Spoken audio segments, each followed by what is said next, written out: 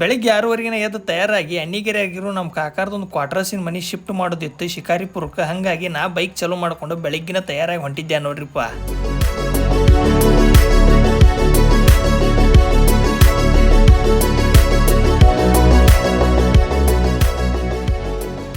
Night ನಮ್ಮ ಕಾಕನಿದ್ರೆ ಬೆಳಿಗ್ಗೆ 6 ಗಂಟೆ ಅಂದ್ರೆ ನಿಮ್ಮ ಮನ್ಯಾಗ ಇರ್ತಾನೆ ಕಾಕ ಅಂತ ಹೇಳ್ದವ. 6:30 ಆದ್ರೂ ಇನ್ನೂ ನಮ್ಮ ಊರಾಗ ಇದ್ದೆ. ನಮ್ಮ ಕಾಕ ಮೇಲೆ ಫೋನ್ ಹಚ್ಚೋದಕ್ಕೆ 7 ಗಂಟೆ ಅಂದ್ರೆ ಅವ್ರ ಊರಾಗ ಇರಬಾರ್ದು ಯಾಕ್ರಿ ಗಾಡಿ ತೊಗೊಂಡು.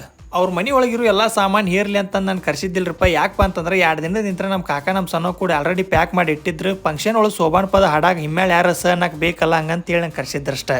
ನಮ್ಮ ಕಾಕಾರ ಮನ್ಯಾಗಿರೋ ಸಾಮಾನ ಗಾಡಿಯಾಗ ಹೇರಾಕಂತ್ರ ಅರ್ಧ ತಾಸು ಅಂದ್ರೆ ಅಲ್ಲಿ ಮಂದಿರು ಕಡ್ತಕ್ಕೆ ಫುಲ್ ಲೋಡಾಗಿ ಹೋತ್ ನೋಡ್ರಿ ಗಾಡಿ. ನಮ್ಮ ಕಾಕ ನಾನು ಹೆಂಗೆ ನೋಡಕಂತಿದ್ದಾರಿಪ್ಪ ಅಂತಂದ್ರೆ ಎಲ್ಲರೂ ಬಂದಿಲ್ಲ ಸಾಮಾನು ಹೇರಾಕಂತ್ರಿ, ಈ ಮಗ ಬಂದಿಲ್ಲ ರೀಲ್ಸ್ ಮಾಡಕಂತ ನೋಡು ಅನ್ನೋ ಥರ ಆಯ್ತು ನೋಡ್ರಿಪ್ಪ ರಿಯಾಕ್ಷನ್.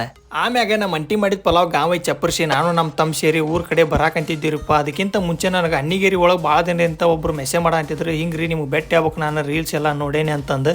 ಹಿಂಗೆ ನಾನು ವಿಡಿಯೋಸ್ ಎಲ್ಲ ನೋಡಿ ಮಾತಾಡ್ಸಾರ ಅದಾರಲ್ಪ ಅಂತಂದು ಖುಷಿಲಿ ಅವ್ರು ಭೇಟಿಯಾಗಿ ಊರ ಕಡೆ ಹ್ಯಾಪಿ ಮೂಡ್ಲೆ ಬರಬಾರ್ದು ಯಾಕ್ರಿ.